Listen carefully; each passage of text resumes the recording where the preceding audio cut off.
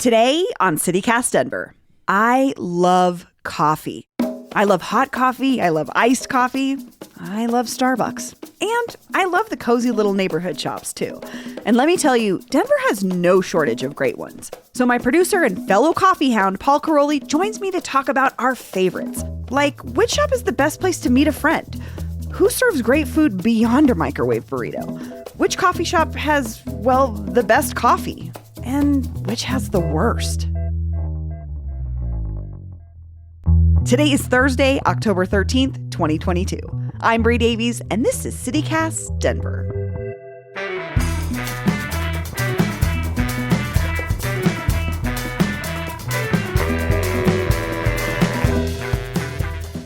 Hi, Paul. Hey, Bree. We're talking about... Actually, I don't know if this is one of your favorite things. We're talking about one of my favorite things, which is coffee. Is coffee one of your favorite things? Favorite? I don't know. I mean, I certainly have a pretty strong dependency on it. That's a big way I changed during the pandemic is my caffeine addiction got much more severe. So I'm drinking it a lot more. Why do you think that is? Why? Just because? Yeah. I don't know. Stress? Worry? I mean, it's hard to know with coffee what's the beginning, what's the snake's head and what's the snake's tail, you know? Touche. Yeah.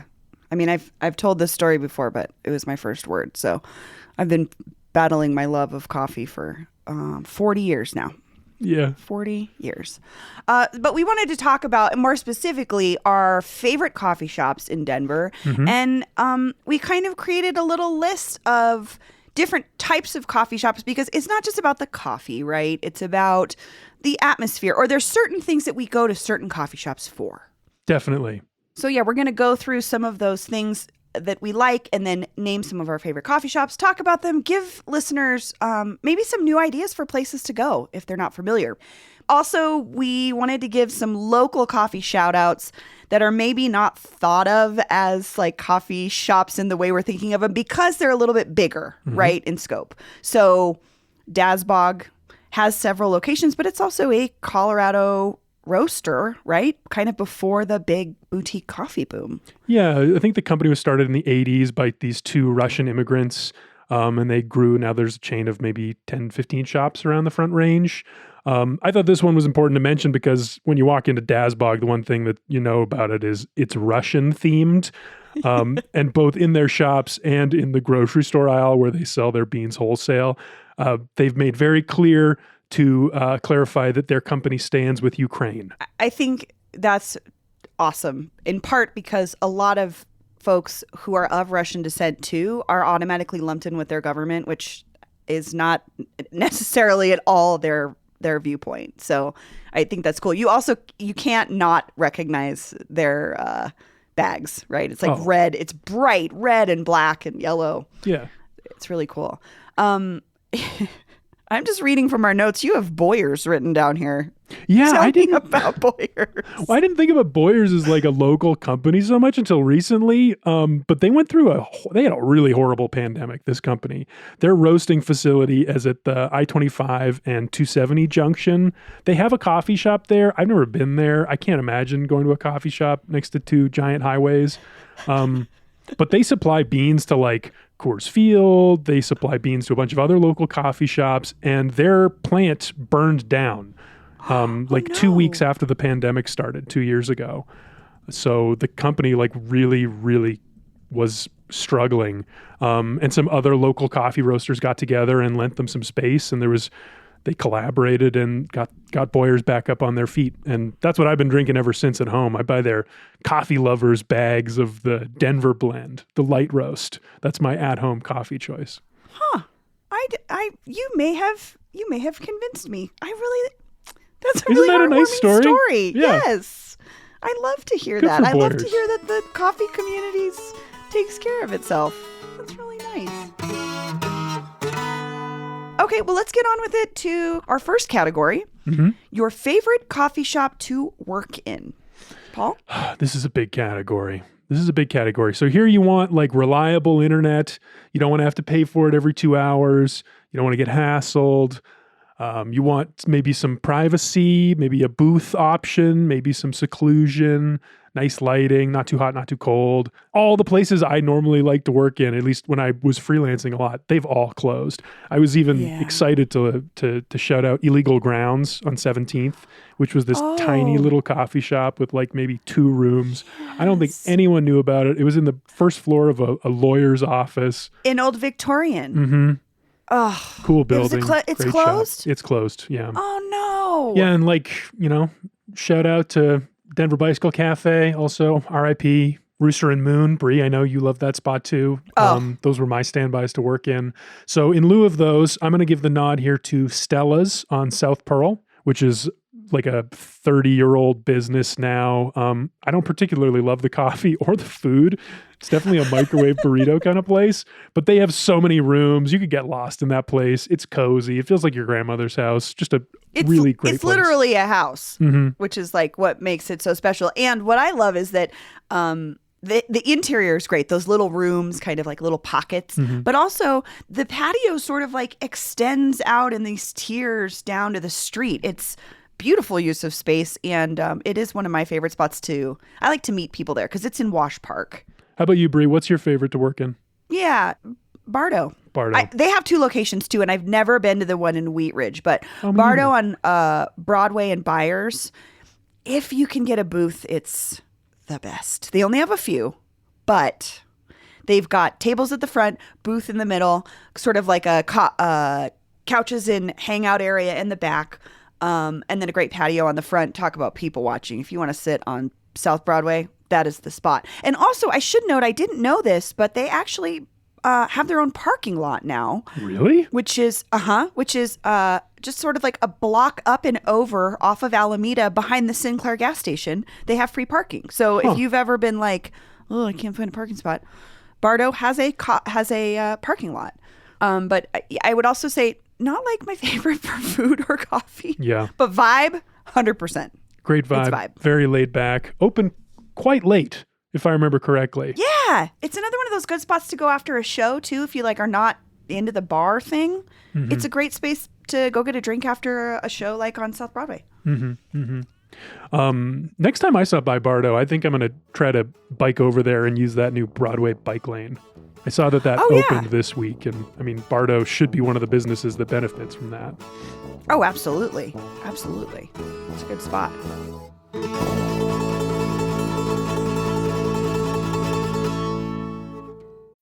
Are you still quoting 30-year-old movies? Have you said cool beans in the past 90 days? Do you think Discover isn't widely accepted? If this sounds like you, you're stuck in the past. Discover is accepted at 99% of places that take credit cards nationwide. And every time you make a purchase with your card, you automatically earn cash back. Welcome to the now. It pays to Discover. Learn more at discover.com/creditcard, based on the February 2024 Nielsen report.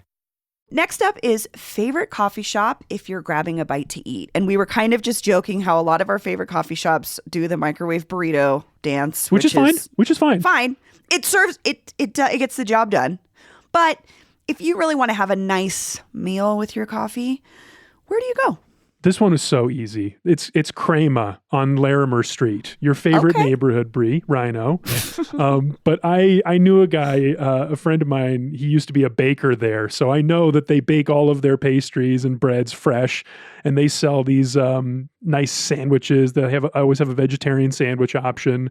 They'll sell you a bruleed grapefruit. Bree. What? This is an elevated food program at this coffee shop. What's a bruleed grapefruit? I think you like put a grapefruit in an oven and it like cooks the top and like the sugars in the grapefruit caramelize. I don't know. I never actually ordered it because, well, I mean, what's the right time for a bruleed grapefruit? But yeah. That sounds amazing. It's kind of a cool idea. Okay. How about you, Bree?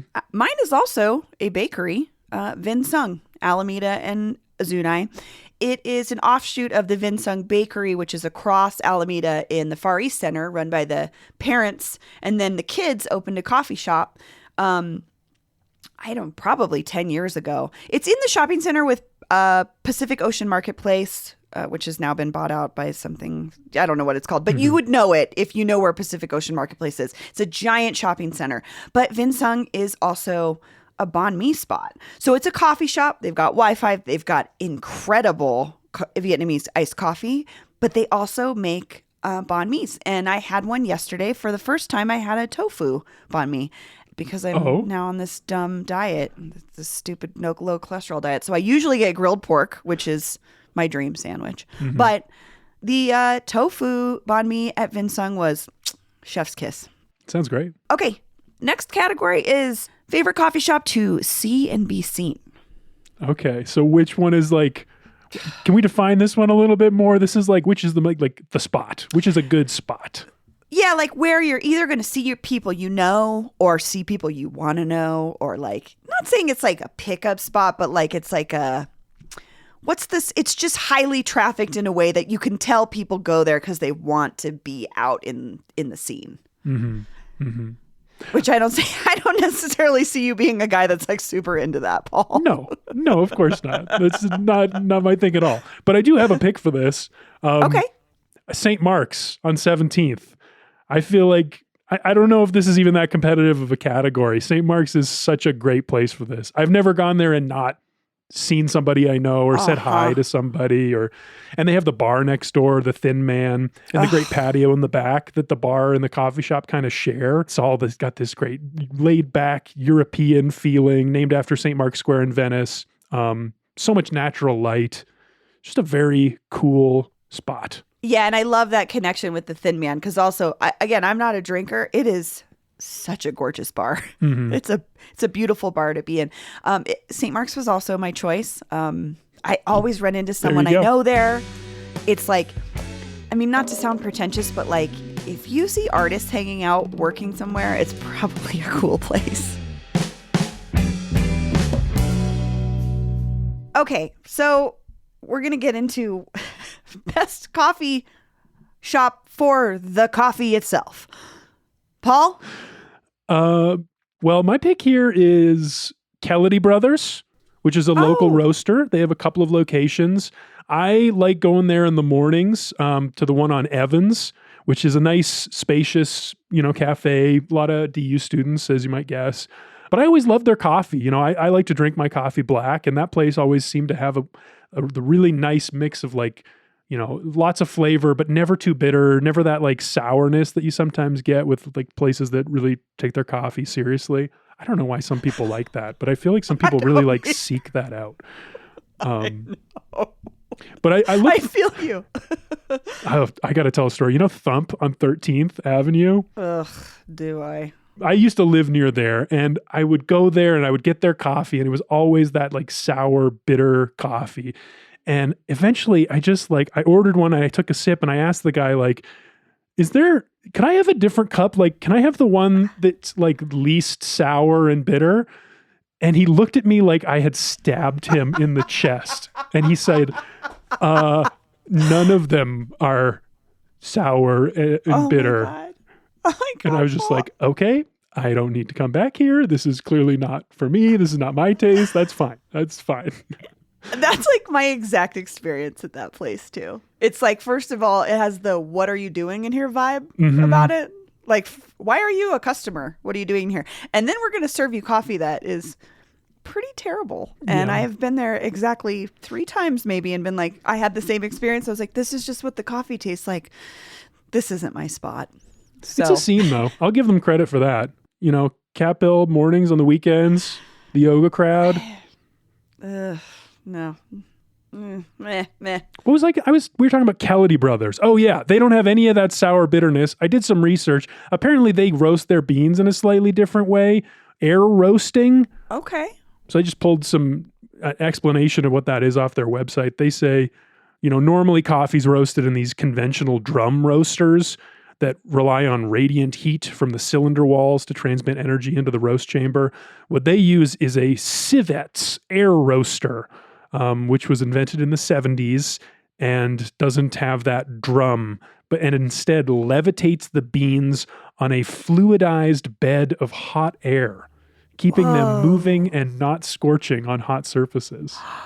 Maybe that's what makes their coffee not bitter. Maybe. Huh. I've never been there. There's actually one down the street from my gym, and I've just never it's going to be terrible. I never stop by there because there's a Starbucks across the street. But it's a story for another day. Well, I'm going to give them a try. I'm interested to taste this coffee. Yeah, it's pretty good.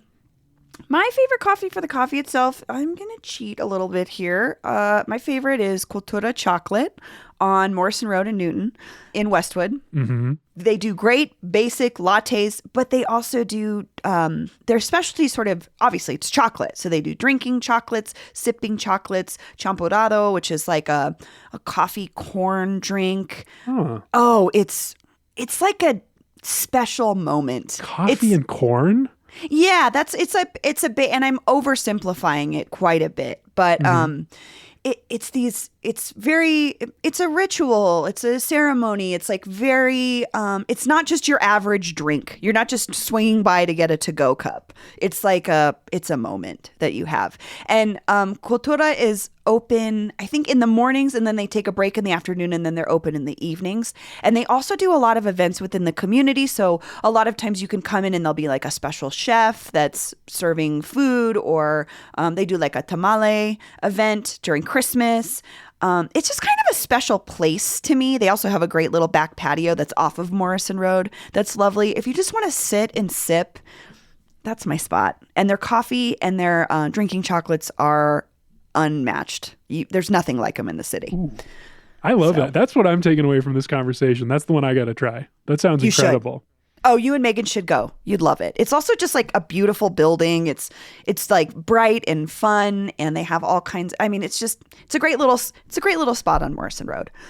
Okay, finally, we do have to talk about Starbucks because they're everywhere, and we know it's your real favorite, Bree. We know that's the real. It is my real favorite. I went there today, Paul, after I've not been there for 2 weeks because I've been making coffee at home. And I ran out of coffee before this coffee conversation. Mm-hmm. So favorite Starbucks locations for me, I have 2. Drive-through, Alameda and Decatur. The line will be out I don't wait in line when the line is into the street because that's like a hazard to the world. But they are that busy almost all the time. And their baristas are always so nice and so chill, even though they are clearly busy.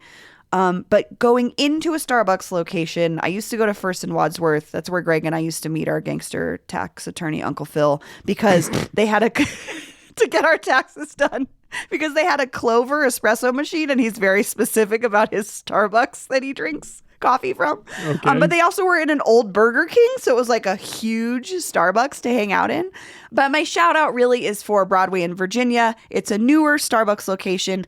Sadly, it used to be where Caboose Hobbies was. But the interior is bright and airy. Baristas are always super nice. They've got some nice comfy chairs. That would be my vote, is Starbucks on Broadway in Virginia. What about you, Paul? Well, I mean, I added this category because I just wanted you to have a chance to talk about Starbucks, really. But after thinking about it, I do actually have an answer, and it's the one at REI. Oh, that one is great. You know, it's just a nice place to sit outside and watch the river, and great people watching all up and down the paths, Cherry Creek and the location can't be beat. Platte River. Mm-hmm. You're already having your REI experience, and then you can go into the coffee shop inside the place, get coffee, and like you said, then sit out and watch people do the outdoor activities people come to Colorado to do. Yeah. It's perfect. It's perfect. Well, Paul, I think we'll put some links in the show notes to all of these spots that we talked about because we'd really love for folks to go out and check out what we love. Also, share with us what you like. What are your favorite coffee shops? I think they're so specific to neighborhoods. There's probably a lot that we haven't been to. So if you have a favorite coffee shop or you want to shout out your favorite spot, you can leave us a voicemail at 720-500-5418. You can also shoot us an email, denver@citycast.fm, and shout out your favorite coffee shop. Paul, thanks for joining me. Thanks, Bree.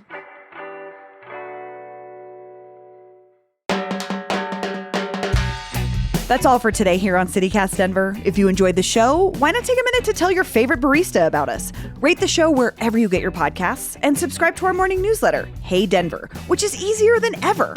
All you have to do is text Denver to 66866.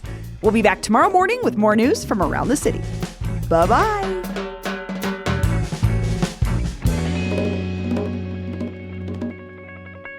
And also the topper of it actually was going to Tacos Rapidos after that. I was like, that burrito will kill you no matter what. And then you add that after.